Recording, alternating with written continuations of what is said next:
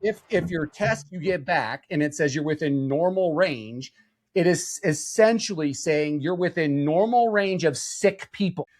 He said, what people don't realize is that when they get back their test from their blood work and it says they're within normal range, that Mm-hmm. normal range is representative of the people that have been tested.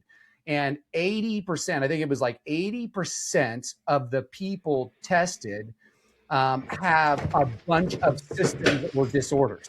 And so if your test you get back and it says you're within normal range, it is essentially saying you're within normal range of sick people.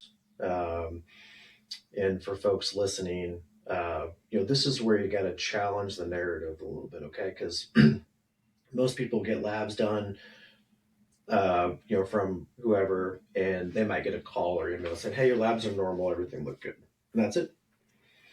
And like, okay, so like nothing bad, catastrophic, right? is showing up on these labs. Uh, but if you really kind of dive into, and this is where in the functional world we have a lot tighter window of normal. So we always say normal is not optimal. That's right. Uh, but for example, vitamin D we use all the time, or some of the hormones, but vitamin D we'll use today.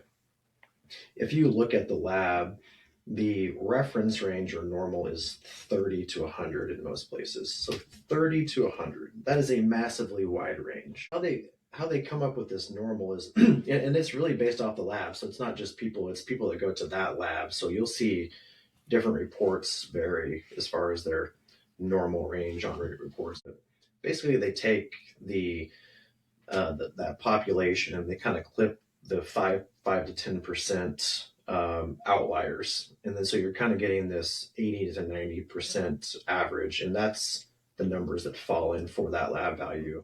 Like there's no age range for your testosterone level.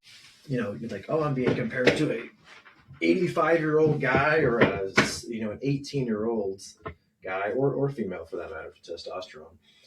So we try to tighten that up for like vitamin D. Like say, hey, we want your levels to be around 80, like 70, 65, 80, somewhere in there, because based off of what we know, that's a much better level than if you fall in that normal range of 30 to 100 at 32 and they tell you that, hey, everything's normal, then we want you to be better than normal.